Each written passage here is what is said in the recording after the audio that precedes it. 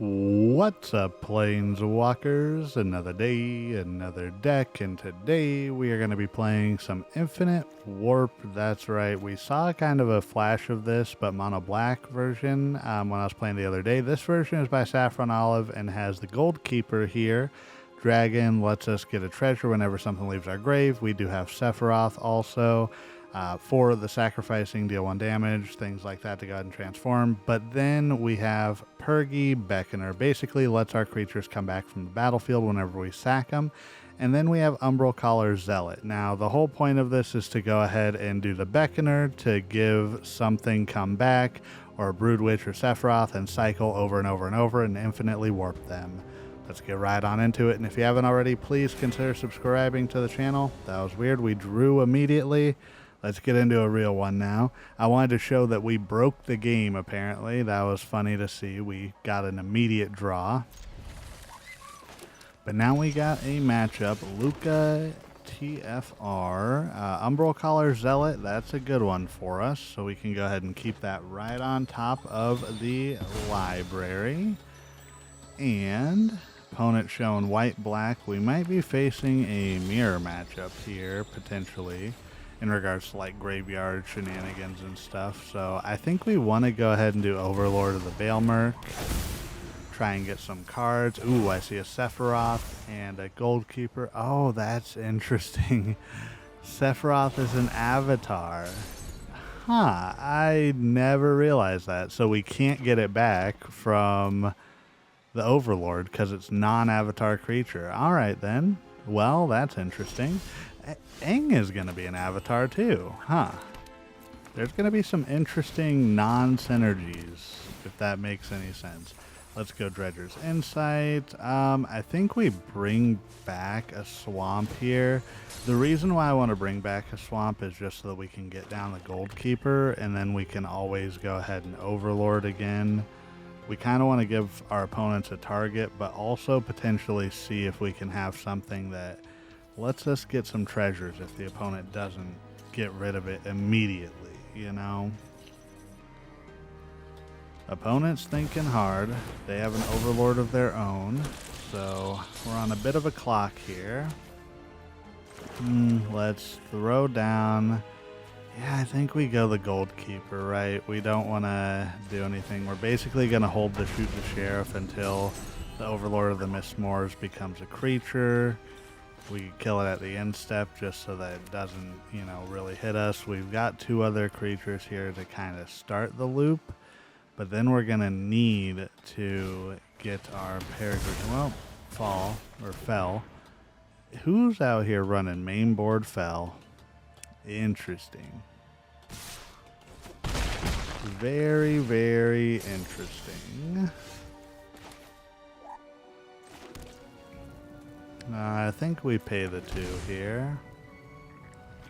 I think we just go with the other Goldkeeper. We drew it again. We can also Timeline Culler here. It leaves our graveyard, so we get to create a treasure and then ping opponent for 2. One more turn, and then we get our other Overlord back. Well, not back. We get a Overlord onto the battlefield.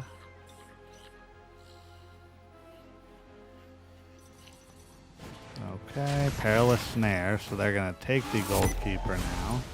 Smart, just because of the fact that, you know, we could activate its ability from the graveyard. I think we Dredger's Insight here, because if we Dredger's Insight into an Overlord, we gain 2 life from putting something, and ooh, well, there's our Beckoner. We need to find another one now. I think we go Vengeful Bloodwitch here. Might as well. I'm just going to hold off on that. And then again, we still have our Shoot the Sheriff. We have our Overlord come into a creature now. And let's see what opponent does. We're really just hoping the opponent doesn't have anything too crazy here. Take the 2. We go down. We'll take the 4. We go down a little bit. Opponent's 1 away from max speed on the Perilous Snare. Split up. Yeah, I mean, nothing we can do to that, so Opponent had it. We're going to gain 2, though. They're going to lose 2. That's at least good for us.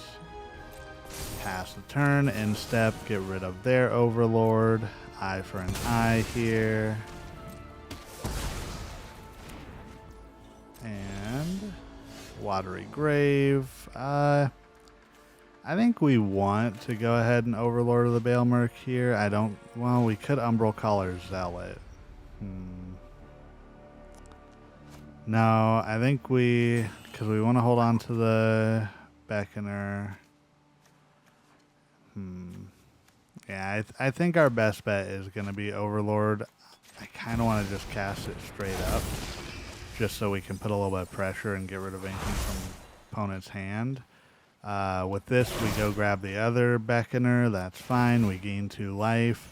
So now, once we get down the Umbral Collar Zealot, we can get ready to do our loop, in other words.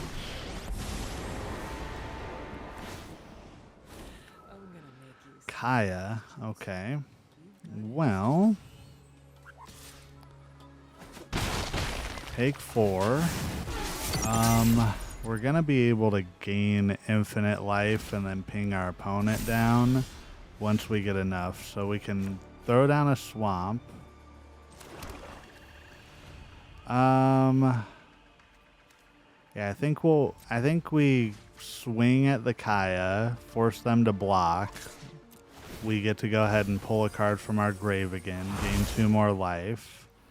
Maybe we just do another Umbral Collar. Well, let's do the Vengeful Bloodwitch. Yeah, that's fine. I'll say, we don't necessarily need another Umbral Collar Zealot, do we?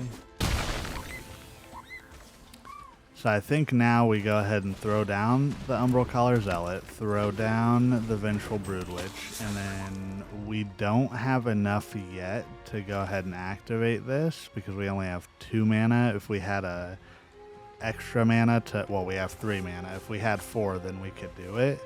So I think we just go ahead and pass. I don't know why it was highlighted. Oh, they're not highlighted. The Timeline Culler is. Okay. Well, let's go ahead and Overlord of the Balemurks again. Perfect. I'm going to I think we take the Collar Zealot here just in case they get rid of it. We don't have another stack outlet. Gain 2 more life just in case opponent, pumps up stuff somehow. And let's hope for the best. So there is a way to do this. We get a chance to go ahead and basically loop over and over the creatures whenever we bring them back with the warp ability. The key to this is you basically need a creature to sacrifice, right? So anything that lets you sacrifice right now, it's primarily Umbral Collar Zealot.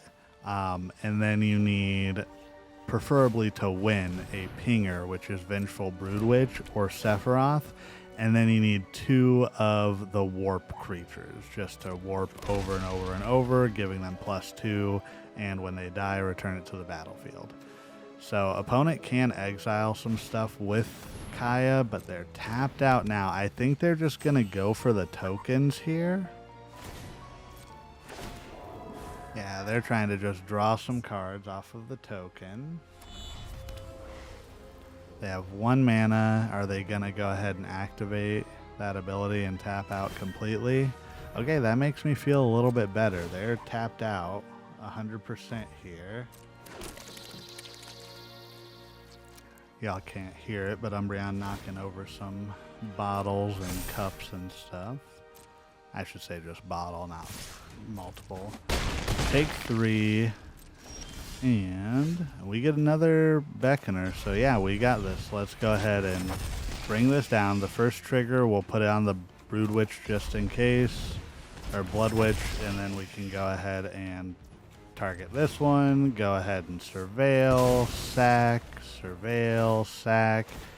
And we got it. We're going to gain 2 life off of each of these 2. So we can win. We're not like our other opponent though.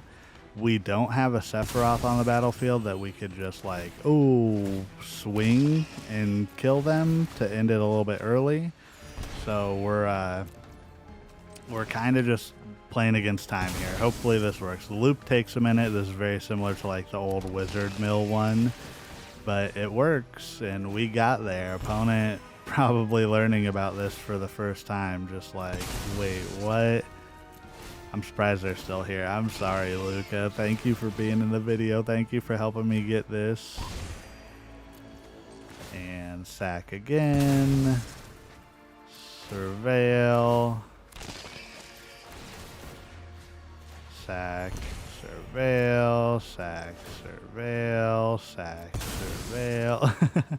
That's the thing. We can just do this, you know. And keep it going over and over and over. And keep going. Get opponent drained down, and finally they see it's enough. Let's get into the wrap up.